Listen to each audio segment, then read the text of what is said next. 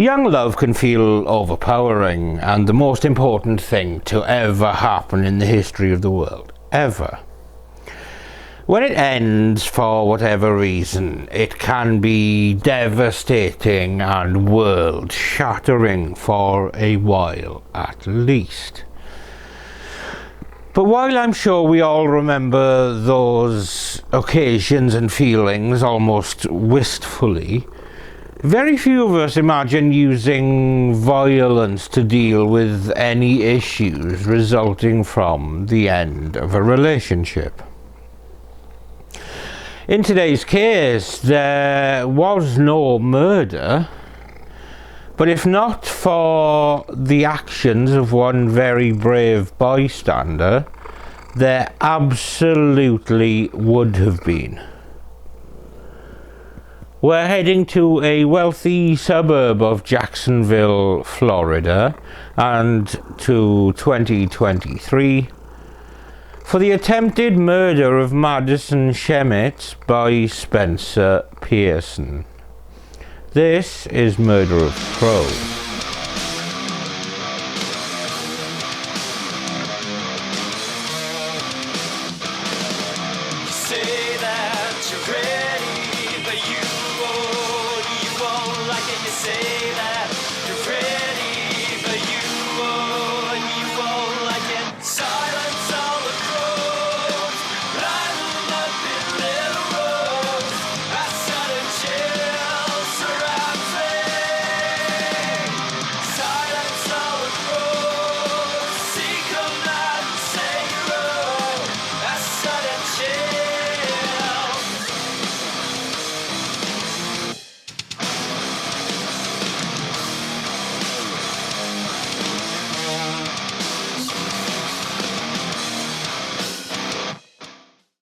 We're no strangers to Florida here, are we?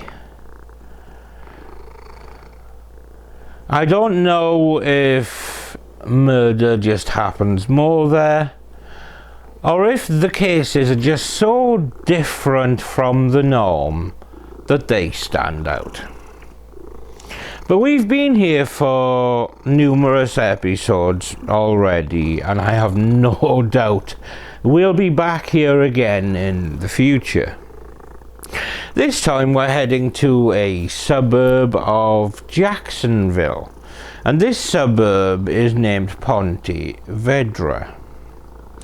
Now that's a nice name that may summon images of idyllic scenes to mind. Well, the idyllic scenes are undoubtedly there, but the name is a relatively recent, if very fitting, change. The area was originally known as Mineral City because, you know, they found minerals there. And then a community was built around a mining industry founded only in about 1914, with World War I leading to a demand for the minerals found in the area. This demand ebbed following the war, and the National Lead Company, who had acquired the land and mining operations in the early 1920s, saw more potential in the area as a beach resort than as a mining enterprise. The area was renamed from Mineral City to Ponte Vedra in around 1929, when then head of resort development and very unfortunately named Colonel Joseph Sterling and his wife found a Spanish coastal city on a map with a similar latitude to Mineral City called Ponte Vedra, and the rest is history.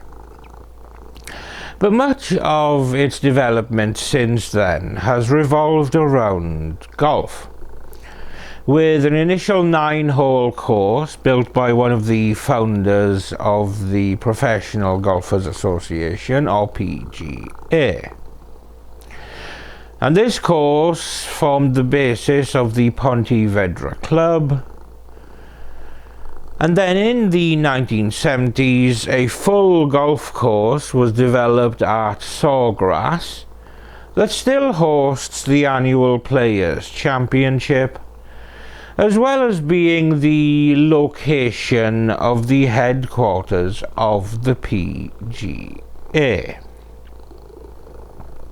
The current affluent community at Pontevedra is reflective of this less than cheap pastime. Median household income in Pontevedra, or rather Pontevedra Beach, is over $150,000. And as I said, it's known for being a very affluent area and boasts one of the best school districts in Florida.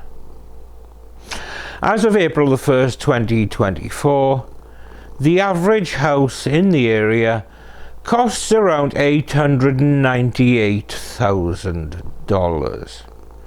I'll have 6, please. Now, on to more unpleasant matters. Spencer Pearson and Madison Schemitz were high school sweethearts. He was a football star, while she was a standout on the high school softball team. So it seemed very fairy tale of two athletes being the very image of high school love and relationships.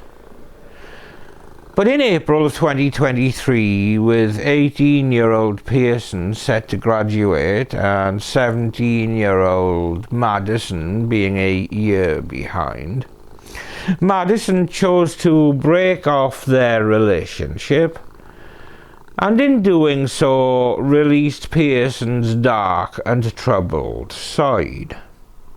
A side he had successfully hidden behind the football player popular kid facade. Their breakup saw Pearson begin to stalk the pretty young high schooler. Their relationship had actually only been a 6-month one, but the breakup seemed to hit Pearson hard. But Schemitz was one of the only people aware of Pearson's true nature, as she later revealed that in the near 6-month relationship with Pearson, Madison said she felt suffocated, trapped, manipulated, and controlled, and claimed he had then been stalking her since April the 4th of 2023. Recalling her first memory of Pearson's stalking, Schemitz described his relentless tracking of her location, citing an instance when he followed her to a parking lot where she often sat with friends after softball games. Noticing him on her tail, she frantically called friends and family looking for some sort of safe haven, as she did not want Pearson to follow her home. She described, understandably, feeling uneasy and unsettled, as he had not exhibited this behaviour ever before, with her quoted as saying, "My feeling of fear grew stronger and stronger each second of that drive." She eventually made it safely to a friend's home, as Pearson then drove off. She went on to say, "The stalking did not stop there. It had only just begun." Madison then began the process of acquiring a restraining order against her ex, as her fears continued to grow, and in the face of ongoing threats of violence from her now ex. It was during this time that Pearson attempted suicide, and Madison showed him nothing but love and support in light of this extreme action. But this suicide attempt would not mark the end of his obsessive behaviour, and things came to a head in early June of 2023. On the 3rd of June 2023, Madison was looking forward to seeing a friend that she hadn't seen in some time. She recalled going to the beach but finding it a little chilly, and instead heading to the community pool, before deciding to grab some food at a popular dine-in spot, Mr. Chubby's Wings in Pontevedra. And no, before you ask, it is not my establishment, despite the name. On the way to go and get food, Madison called her mother, Jackie Rouge, inviting her to join her and the friend for lunch. And the three of them sat and ate at the restaurant for around 30 minutes before noticing Pearson, who had followed them into the restaurant.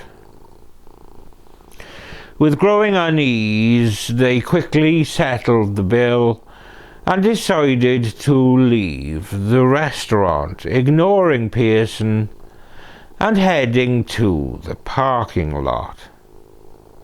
Madison took a photograph of Pearson's truck so she could keep records of his behaviour, as well as occasions when he would show up, as she was still in pursuit of a restraining order. Speaking later, Madison recalled what happened, with her saying, "I remember finally reaching my car and hearing my mother scream. I could hear her fear. At 4:30 p.m., I saw him running towards me faster than I had ever seen him run before." As she tried to evade his relentless pursuit, he grabbed her from behind and began viciously stabbing her, landing several lacerations before she then hit the ground and began feeling the attack, with her saying, "I vividly remember being on my hands and knees as my screams were slowly becoming more and more silent." Terrified and still screaming, her mother tried to pull Pearson off her daughter. Pearson then began attacking Rouge, before turning again towards his ex-girlfriend, who was laid down paralysed with her eyes closed in the parking lot. Thankfully, help was about to arrive in the form of 24-year-old carpenter Kennedy Armstrong, who was pulling into the parking lot and witnessing the horrific scene. Not thinking twice, Armstrong raced over, hitting him as hard as I could. Pearson turned his anger towards this unexpected helper and slashed at the Good Samaritan, hitting him in the arm. Madison was still on the ground, with her saying later, "I remember opening my eyes and still not being able to see. I remember asking my mom, who was now on top of me, to get off, as she was now actively bleeding onto my face and into my eyes." Surrounded by many others who had witnessed the gruesome attack, the 17-year-old high school student looked to her left to see her attacker pathetically slit his own throat. Just 4 minutes later, first responders arrived at the scene, lifting the bleeding teen onto a stretcher and later into a helicopter that would take her to Memorial Hospital in Jacksonville, with Madison saying, "I remember waking up in the ICU on June the 4th, and my mom told me that I had been paralyzed." Madison suffered from a lacerated spinal cord, with her later recalling, "Every single day following, I would have to continue to fight for my life, for normality, and to gain every ounce of independence I once had." The teenager also recalled her inability to sleep through the night while in the hospital, as she often woke up screaming as nightmares caused her to relive the vicious attack.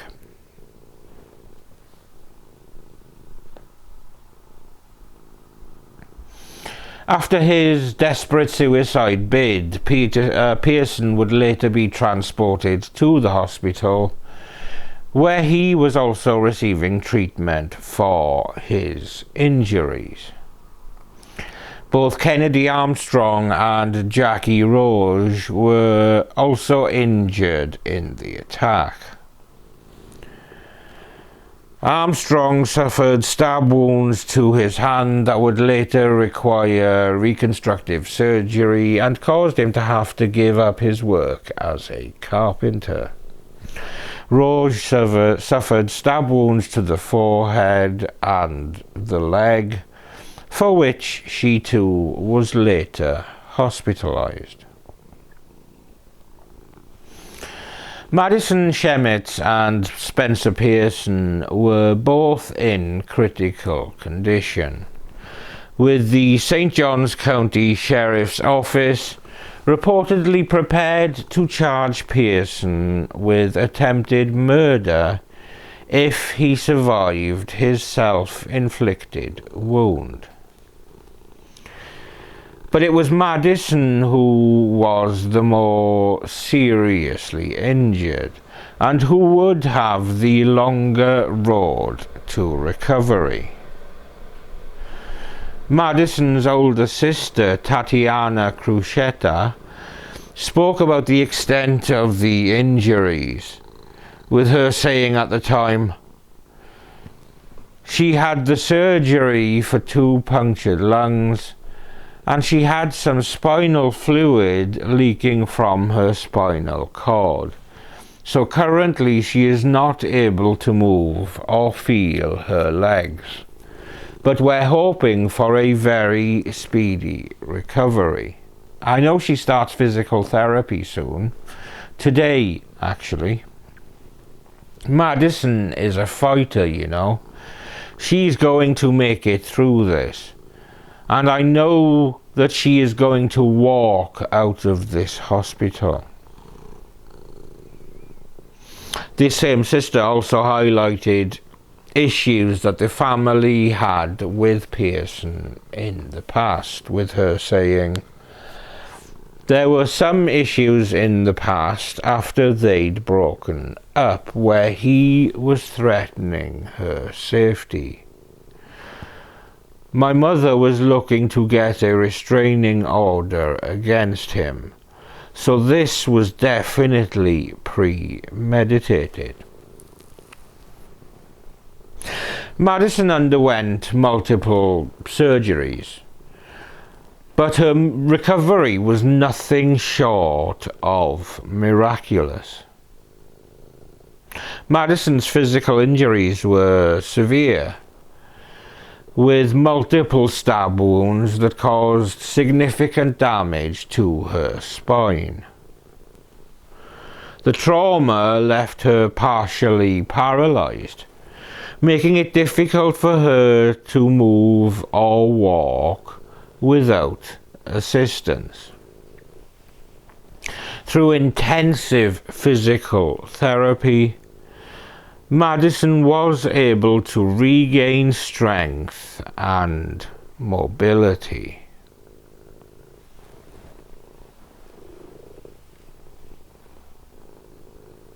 Pearson duly recovered and was ultimately charged with 2 counts of attempted first-degree murder with a weapon and aggravated battery causing serious bodily injury with a weapon. He pleaded guilty, and the case came to court in November of 2023 for sentencing. And it was during the sentencing hearing that Madison Schemitz delivered a very powerful impact statement. Notably, she never referred to Pearson by name. Madison Schemitz. Your Honor, I'd like to begin by saying thank you. Thank you for your time and commitment these last 538 days. Thank you for taking this matter so seriously and for working the incredibly difficult job you do. It is truly admirable and beyond appreciated. I'd also like to thank you for giving me the opportunity to speak this afternoon after months of having to remain silent and unheard of by both the defendant and his family. Before I begin, I'd like to preface this statement by explaining just how incredibly difficult this is. To not only set my pride aside, but to vulnerably open up in front of this courtroom, the defendant and his family, is difficult. I say this because throughout this process, I have carried myself with grace, and truthfully, I have not opened up in front of others the way I'm about to. I say I am setting my pride aside because truthfully, I do not believe the defendant nor his family deserve to hear any of the negative ways this experience has impacted me, let alone get to hear all of the positive things I've done after it. I've thought about this day, this moment, this statement every single day for the last 538 days. 538. 538 days of living in true torment. 538 days that, regardless of the circumstances, always had the same dark cloud looming over. 538 days of constantly reliving the trauma the defendant put me through. Your Honor, I say 538 as that is how many days it has been since June 3rd, 2023. But the truth is, the torment, the dark cloud, and the trauma I've endured dates back much further than June 3rd. As a then 16-year-old high school girl, I deserve to live the life that many 16-year-old girls do. I deserve the opportunity to form relationships with whomever I wanted. I deserve the opportunity to be happy in these relationships. I deserve to feel safe in these relationships. I deserve to be treated the way I know I deserve to be treated. I deserve the opportunity to learn and grow from these relationships, and most importantly, I not only deserved, but had every right to remove myself from a relationship that instead of making me feel happy and safe, dragged me down in every way. My trauma truly starts from within my relationship with the defendant, even prior to June 3rd, 2023. Throughout the barely 6 months I was in a relationship with him, I had felt stripped of everything I knew I truly deserved. I knew not only did I not feel happy, I felt suffocated, trapped, manipulated, and controlled. I knew that the relationship was giving me far less than what I deserved. As someone who truly takes pride in the human they know they are, I knew I had every right to put myself first and leave the relationship. Yet what no 16-year-old girl deserves is to experience fear while ending a relationship. But once again, I was that 16-year-old girl who was forced to experience that fear. One date that specifically comes to mind in the days following the end of the relationships is April 4th, 2023. Not even 24 hours after the breakup, the stalking began. As I innocently sat in the Davis Park parking lot with a few friends after a softball game, the defendant decided to show up. Not only did he show up uninvited, he showed up unannounced and unwarranted. In that moment was the first moment I had felt that fear. I knew I did not deserve to fear. As I began pulling out of my parking space to head home was when I had noticed the defendant's appearance. I rolled down my window and asked him what he was doing, as he responded with the same question. I told him I had been sitting there talking with friends. I proceeded to then ask him if I could call him when I arrived home, as I felt an overwhelming sense of uneasiness being alone, late at night, in a dark parking lot with only the defendant. I then pulled out of Davis Park and began driving home. I vividly remember the defendant tailing my car in a way I knew he never did. The feeling of fear grew stronger and stronger each second of that drive home. Feeling the way I did, I purposely took a different route home than I normally would have taken so that I would pass the defendant's neighborhood. As I drove past, I hoped he would put on his blinker and make that left-hand turn in to go home, but by no surprise, he didn't. He continued to follow me. Feeling unsafe and unsure of what to do, I turned into the closest parking lot, knowing I absolutely did not want him to follow me home. Ironically enough, I pulled into the same plaza that Mr. Chubby Swings is located. I began texting the defendant, begging for him to stop following me, and very clearly telling him that he was scaring me. Still scared and unsure of what to do, I called one of my best friends who I knew was awake. I called her and explained to her what was going on, how I was feeling, and how I was unsure of what to do. This was when she told me to come to her house. As I drove through the plaza with the defendant still making every turn I did, still tailing my car, I decided to go to my friend's house. I pulled out of the plaza onto A1A, driving in the opposite direction of both my house and his, and headed to her home. I continued to tell the defendant to go home and told him I had to deliver a science packet to my friend, yet he did not turn around, nor did he go home. He proceeded to demand for me to go home and inform me that he knew that that wasn't on my agenda for tonight, and that I need to be home after my game, and that was my agenda. He continued to follow me up until I turned into her neighborhood, and I watched as he went into the gas station right beside and sat there for some time. The moment I pulled into her driveway, panicked and shaking, I saw her, and that was the first moment I felt some sort of relief and some sense of safety, knowing her parents were right inside and were aware of what was happening. After sitting in her driveway for some time, talking through what had just happened, I knew the defendant had finally gone home, and I finally felt comfortable enough to head home myself. Speaking to the defendant following his actions that night was frightening, upsetting, and frankly all over the place. His reasoning as to why he followed me home changed every time, whether it was making sure I got home, wanting to see if I was doing something behind his back, or just so happened to be going home that way anyways. I believe that night speaks volumes about the defendant and his behavior following the end of the relationship. With this incident being not even 24 hours after the breakup, the 2 months following remained equally as torturous and frightening, as the stalking did not stop there, it had only just begun. Feeling that same fear every single time I wanted to leave the house is not something a 16-year-old girl deserves. Having to be hyper-aware of my surroundings every single day in fear that he would show up of where I was yet again is not something a 16-year-old girl deserves, let alone not something she should ever have to be worried about. Those 2 months following the breakup were torture. Those 2 months I was put in a position by the defendant where I felt scared, worried, and constantly threatened, but I was never prepared for or the fears to come alive. June 3rd, 2023 was without a doubt the absolute worst, most traumatic day of my life, and I remember every single second of it. As a 17-year-old teenage girl, on a Saturday in the summer, my day started as any other day would have for me. I had one of my best friends I met through softball in town to spend the weekend. We had stayed up late and woke up early, excited for the plans we had made for that day. Once we woke up, we got ready to go to the beach. The day was windy and almost cold for it being a Saturday in June. After some time being there, we both got cold and decided we would leave the beach and go join our moms and brothers at my community pool. Have you financed a car with Close Brothers Motonovo or Black Horse from 2007? They could find out if you can claim it. We got there just before 1:30 and hung out for a while, simply just enjoying time together as these were friends we did not get to see often. During this week in June, the Women's College Softball World Series was happening. Eventually, we decided we would go get something to eat and watch the games happening that day. This decision, unknowingly, became my life or death decision, and I had no clue. I remember going home sometime between 2:10 and 2:50 to change out of our bathing suits and get ready to go to Mr. Chubby Swings, and by 2:53, my friend and I were in the car blasting California Girls by Katy Perry on the way to the restaurant. I remember sitting at the stoplight, leaving my neighborhood, and texting both our moms asking if they would come with us. I remember my mom responding saying, "You just want me to pay for your food." which although may have been true, I had this feeling that they just had to be there. And to this day, I am still unable to fully explain why I felt so strongly about wanting them to come with us. My friend and I arrived at the restaurant a little bit before our moms did, and as I walked in, the defendant came to mind. I entered the restaurant and looked around to make sure he was not there before we sat down to eat, as I knew I had previously run into him there within those 2 months. Once I realized he wasn't there, we sat down to eat and began to watch the Oklahoma-Tennessee game. At 3:43, the defendant pulled into the parking lot.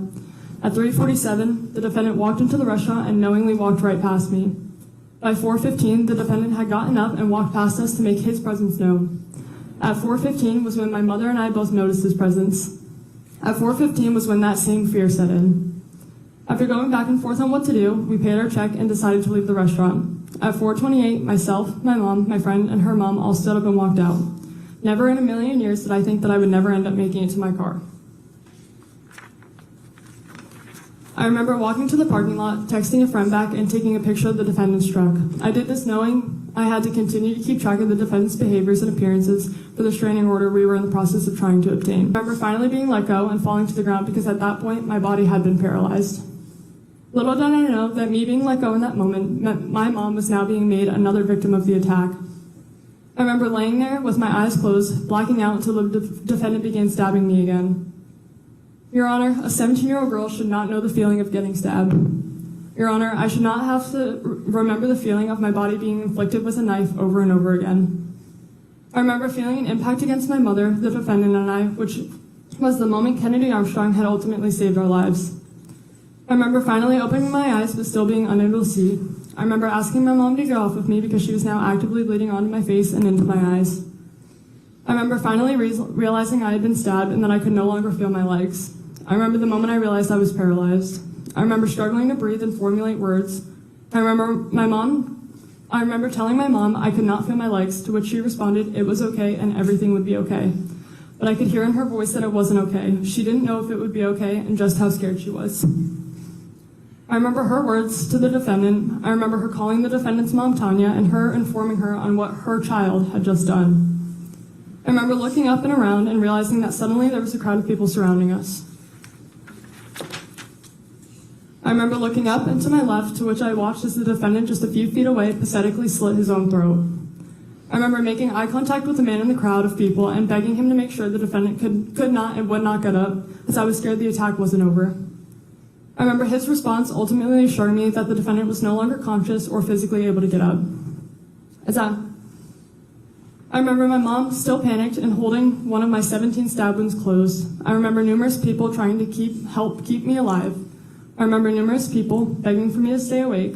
I remember that despite how chaotic, loud, and full of people the scene was, it was still so quiet.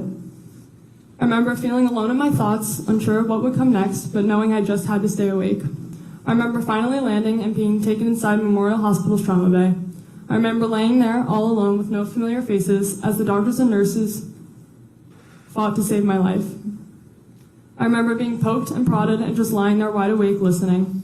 I remember holding a nurse's hand until she had to assist those around her. I remember somehow finding her hand yet again and just holding on to it. I remember having an allergic reaction to one of the medications given to me. I remember being told to try and move my toes, to which I still couldn't. I remember staring directly at the trauma surgeon's eyes as he sliced my side open and inserted a tube into my chest to help me breathe. I remember not screaming nor making any noise, just simply staring and watching as the chaos unfolded around me. I remember finally my mom limping into my room covered in blood and kissing me on the forehead. I remember the feeling that gave me as the last time I had seen her, we were both bleeding out on a sidewalk. I remember eventually being taken out of that room and brought for a scan. I remember laying there in a dark hallway with two men listening to the screams of another trauma patient brought in that night. I remember being put into the scan and finally feeling calm. I finally was able to close my eyes and rest after the torture my body was just put through. Your name? Kennedy Armstrong. And did you know the Madison Schemitz's family prior to June 3rd, 2023? No, ma'am, I did not. Okay. And could you describe, just so the court's aware, it's displayed on the screen there, but the injury that you succumbed is visible, but what happened and what's the long-term damage from that injury? Severe nerve damage. My ulnar nerve was cut in half. My artery was also severed. Tendons, everything else cut up as well. You have mobility issues with, I think, one of your fingers? Yeah, the pinky is still a little wanky. Okay. I'm working on that still. Okay. And prior to June 3rd, what was your occupation? I've worked at a restaurant. I was also doing some carpentry work as well. I can no longer do the carpentry. You can no longer do carpentry? Okay, so you're going to pursue a different avenue of employment? Yes, ma'am. Okay, all right. I know you have a statement if you want to go ahead and read that. Thank you for your time, Your Honor. Out of respect to the court, Madison, and Miss Jackie, I'm not going to say everything I feel. This guy could not handle a breakup and proceeded to plan the murder of Madison. His acts intended to leave a family grieving while he took the cowardly way out. A man who could not handle a breakup decided to take the time to stalk, stab, and try to kill a young woman. Doing so impacted many lives, families, friends, and those in our community. Laying the trauma in one unit Shands on the night of June 3rd, 2023 left me with many thoughts. First being, are those women alive? Second being, why did this happen? Third, will my hand ever work again? I had my hand essentially cut in half, skin flapping, seeing your own bones, along with your own blood spewing from a severed artery was something most can't imagine. I had to control and monitor every single breath to ensure I wasn't losing any more blood than I already had, all while separating myself to make sure our amazing first responders got to Madison and Miss Jackie first. God bless the first responders. Laying in the trauma unit that night, all I was praying for was the help of Madison and Miss Jackie. After 9 hours of being in the main trauma unit, I finally got my own room. I thought that would bring a chance to sleep, however, that did not. I kept praying for the woman, whom at the time I did not know, and also refusing to close my eyes because every time I did, I saw the stabbings again, including the cowardly act he did to himself. Ironically, the only reason you're still alive today. I continue to see and feel these thoughts every day. You planned this, you knew what you were doing, and thanks to God, you failed. You failed at your planned murder attempts, you failed at your own suicide, and you will remain a failure until you see God and he sends you to the devil. Madison and Miss Jackie's road to recovery has been something I wouldn't wish upon anybody, except you. To close things out, you thought you were going to kill people that day, but instead you blew on an amber that sparked a fire inside of Madison, and that fire wouldn't continue. God bless the court. I know the proper sentencing will unfold. Thank you, sir. Thank you. On November the 22nd, Spencer Pearson was officially sentenced to life in prison after pleading guilty to the charges against him. The court considered several factors in determining his sentence, including his violent history, the severity of the attack, and his mental health struggles. Pearson's defense team argued that his actions were partly the result of head injuries sustained during his football career. But the court ultimately, and quite rightly in my opinion, held him accountable for the devastating consequences of his actions. He was sentenced to life in prison, and of course in Florida, life means life. Thought about all of the mitigation in this case. But the crime that was committed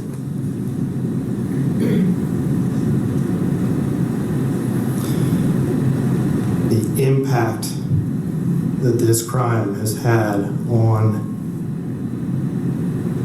Madison, Jacqueline, and Kennedy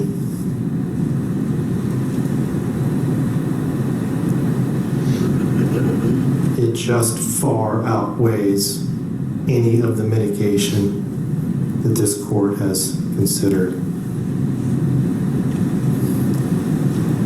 There are just certain crimes that are committed that merit the maximum possible sentence.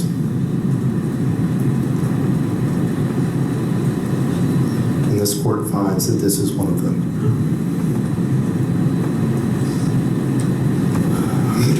Spencer Pearson, you have entered a plea of guilty to 2 counts of attempted first-degree murder with a weapon. As to counts 1 and 3 of the information, you are adjudicated guilty. You are sentenced to serve the remainder of your life in prison. As to count 5, you are adjudicated guilty. You are sentenced to serve 30 years in Florida State Prison. All sentences are to run concurrent with each other. Madam Clerk, please reflect that he has 536 days that he has previously served and impose the standard felony court costs. Mr. Pearson, you have 30 days to appeal the legality of this court sentence. If you wish to appeal but cannot afford an attorney, one will be appointed for you. This court is adjourned. Your Honor, we can stay as an announcement. As to the remaining counts. Say we're announcing all questions. Make your way to the elevator. Can just, Mr. Pierce. Come on, approach.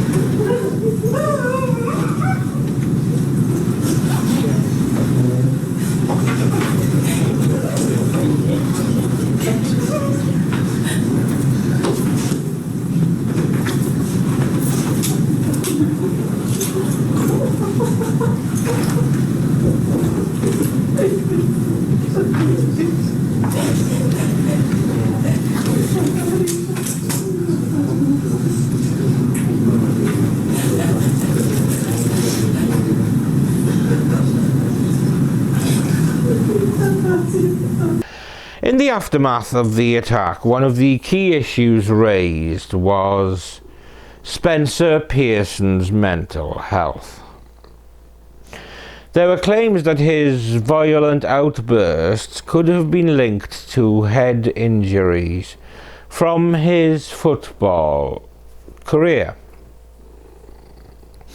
Chronic traumatic encephalopathy, or CTE, is a condition often found in athletes who have sustained repeated concussions, and it is known to contribute to mood swings, aggression, and other behavioral issues.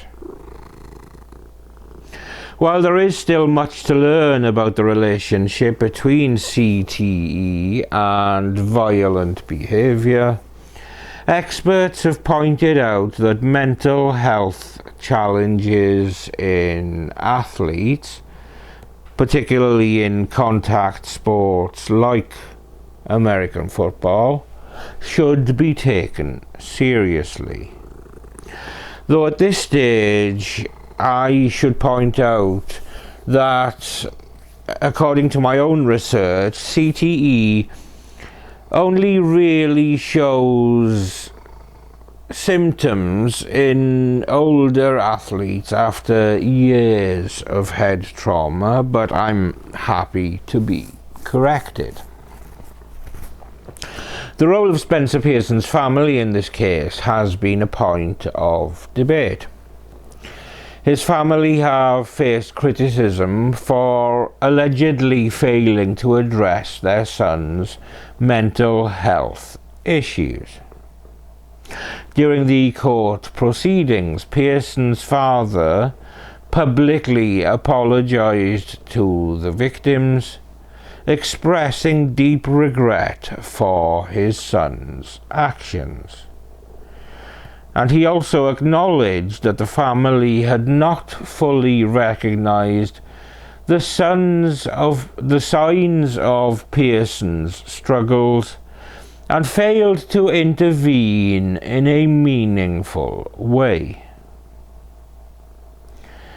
But at the same time, his parents did not stab or slash anyone.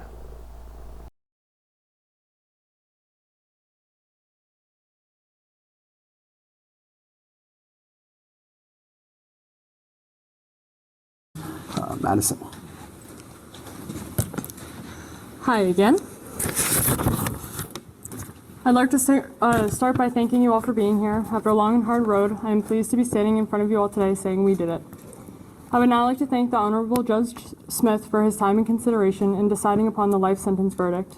The time, commitment, and determination he has given the last 538 days does not go unnoticed and is beyond appreciated. We are so thankful for this outcome and feel that it is not only the right but also the appropriate decision in this case. I'd now like to take a moment to thank several individuals whose unwavering support and dedication have truly carried us through this journey and helped us reach this point. First and foremost, I want to extend my deepest gratitude to the entire Office of the State Attorney for the 7th Judicial Circuit. Your collective hard work, tireless commitment, and relentless pursuit of justice has meant the world to us. A special thank to R.J. Larissa, who can't be here today, whose incredible leadership has been a guiding force throughout this process. Without your vision and determination, we would not be standing here today. I would also like to thank and recognize our original state attorney, Caitlin Payne. Caitlin, your belief in our case and your tireless efforts to fight for justice gave us hope when we had none. You are a rock, and your dedication was a constant source of strength to us. To our current Assistant State Attorney, Jennifer Dutton and Sarah Thomas, thank you for stepping up and taking on our case with such confidence and drive. I can only imagine how challenging that transition must have been, yet you handled it with grace and consistent determination. From the moment you took over, your commitment gave us the confidence to keep going, even when things felt impossible. We are so incredibly grateful for your hard work and the passion you brought to our case. We are truly fortunate to have been represented by two remarkable and powerful women, Caitlin and Jennifer. You have both fought relentlessly on our behalf, and words cannot fully express how thankful we are for all you've done. Thank you, guys. I'd now like to thank the entire St. Johns County Sheriff's Office, St. Johns County Fire Rescue, HCA Florida Memorial Hospital, and Brooks Rehabilitation. Without each of you and your commitment to helping and saving others, I would not be here today. Your professionalism, quick response, and compassionate care made all the difference during some of the most difficult moments of my life. From the moment I needed assistance, you were there, and for that I am forever grateful. The dedication you show to your work and the community as a whole is something truly remarkable. I cannot thank you enough for everything you've done to help me and so many others. I'd like to express my heartfelt thanks to the entire community for your unwavering support throughout this process. Your kindness, compassion, and solidarity have been a constant source of strength for me and my family. In times of uncertainty, it's the people around us who help carry the weight, and I've been truly humbled by how this community has come together. Whether through encouraging words, gestures of support, or simply just showing up when we needed it most, you've made a profound impact on our journey. Knowing that we have such a strong and caring community behind us has kept our spirits high, and for that I am forever grateful. Thank you for standing by us and for reminding us that we are never alone. I'd also like to extend a thank you to the media for your professionalism and respect throughout this entire process. You've shown an understanding of the gravity of the situation and the impact it has had on our lives. Thank you for giving us the space we needed while still keeping the community informed. I'd now like to take a moment to express my deepest gratitude to my friends and family. Your love, support, belief in me have been a source of strength throughout this entire journey. Whether near or far, you've been there every step of the way, offering encouragement, lending a listening ear, and always reminding me that I am never alone. In moments when I felt overwhelmed or uncertain, you provided me the reassurance I needed to keep moving forward. To my family, thank you for being my foundation, for your patience, your sacrifices, and for always showing up with open hearts. To my friends, thank you for your constant presence and for lifting me up in ways I can never fully express. I am incredibly fortunate to have each of you by my side. Your support has meant more to me than words could say. I'd also like to take a moment to thank someone who has truly gone beyond the boundaries of their job description and has become not only my best friend, but a true father figure to me. Lieutenant George Harrigan from the St. Johns County Sheriff's Office, your guidance, your wisdom, and steady presence have been a gift I can never fully repay. Where is he? We'll bring him on down. From the very beginning, you've been there not just as a law enforcement officer, but as someone I could trust, lean on, and turn to for support. Your belief in me, your calm reassurance in moments of doubt, and the way you've always looked out for me has meant more to me than words can express. You've been a role model and mentor, guiding me through the darkest moments of my life and always reminding me that I can overcome each obstacle. I'm beyond grateful for the care you've shown me throughout this journey. Thank you for everything, George. You've made a lasting impact on my life, and I'm forever thankful for you in every way. I'd also like to thank St. Johns County Sheriff Rob Hardwick and his wonderful wife Kendall for their incredible support throughout this journey. Sheriff Hardwick, your leadership, dedication to justice, and commitment to our community have been a constant source of inspiration. You've shown time and time again what it means to serve with integrity, and I'm deeply grateful for everything you've done, both professionally and personally. Kendall, thank you for your kindness, your strength, and the quiet support you've provided behind the scenes. The two of you have been a steady source of reassurance, and your love has meant more to me than I can express. The way you've both stepped up to help and stand by us speaks volumes about the kind of people you are. I will always be grateful for you both, and I'm so lucky to be a part of the St. Johns County Sheriff's Office family. Lastly, the most important thank you to my mom and Kennedy, two of the most incredible people in my life, my heroes, who have been there for me in ways I can never fully put into words. Mom, you've been my rock and my best friend throughout this entire journey. Your love, your strength, and your unshakable belief in me have carried me through the hardest times. You've sacrificed so much always and put my well-being first. I am beyond lucky to have you by my side. Kennedy, I will never be able to thank you enough for saving my life. In a moment of absolute need, you were there, acting without hesitation, and you've been by my side ever since, helping me rebuild and stay strong. Your courage, kindness, and constant support have meant the world to me, and I'm forever grateful for the way you've stood by me through thick and thin. The two of you are my heart, and I couldn't have made it this far without you. Thank you from the bottom of my heart. I love you both deeply. As we move forward from here, we are focused on healing and rebuilding. This chapter, though challenging, is now behind us, and while it will take time, we are committed to moving forward with hope and strength. For me, the journey is far from over. There are still many steps to take, many challenges ahead, and many lessons to learn. But with the support of those who have stood by me, I am confident that I will continue to grow stronger each day. What's next is about finding peace, embracing the future, and using the strength I've gained to help others who may face similar struggles. I know that healing is a process, and while it won't happen overnight, I am determined to keep moving forward with gratitude for all the people who have supported me with a renewed sense of purpose. Thank you to everyone who has helped me get this far. I look forward to what comes next, knowing that together we are stronger. My story truly is just beginning. Madison has since used her tragic experience in a positive way, as she teamed up with a domestic abuse awareness initiative, that being the One Love Foundation. This is an organization created by Sharon Love, who is the mother of Yardley Love, who was killed by her ex-boyfriend in 2010. And the One Love Foundation helps teenagers identify healthy and unhealthy behaviors within relationships. On May the 24th, 2024, and in spite of her injuries, Madison Schemitz proudly walked across her high school graduation stage as she received a resounding standing ovation. New video tonight showing a St. Johns County teenager's journey of recovery. Just over a year ago, Madison Schemitz was stabbed outside Mr. Chubby's Wings in Ponte Vedra Beach. And this week, Madison shared this video showcasing her rehab process and recovery. The stabbing left her paralyzed from the chest down, but last month, she was able to walk across the stage for her high school graduation. The teen is now a freshman at the Florida Atlantic University, with her saying, "My story is just getting started."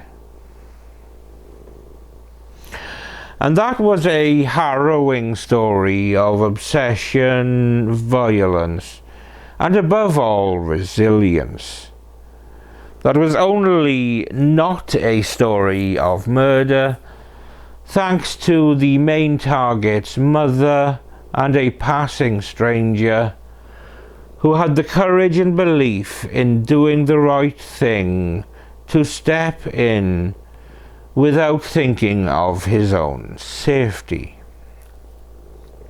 I have no doubt that Spencer Pearson was, at some level, unwell, and I hope that he does get the treatment that he needs.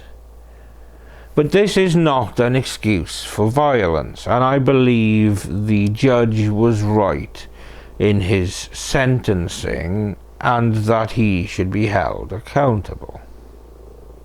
But now rightly our attention should turn to Madison Schemitz, who showed unyielding determination and resilience in not allowing her attacker to win.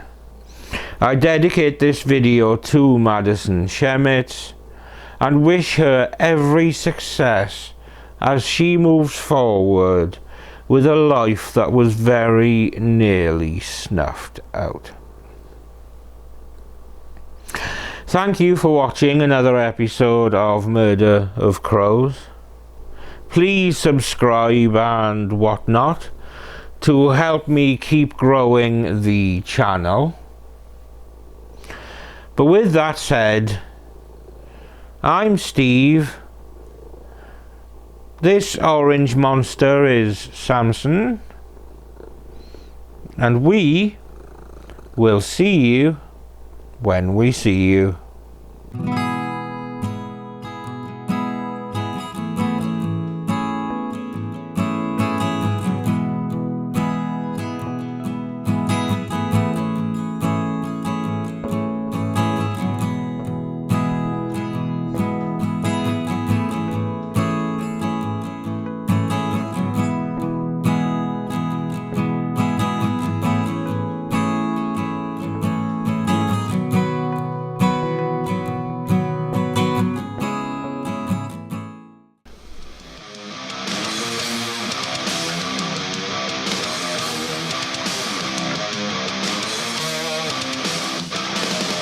Say that you're ready, but you won't like it, you say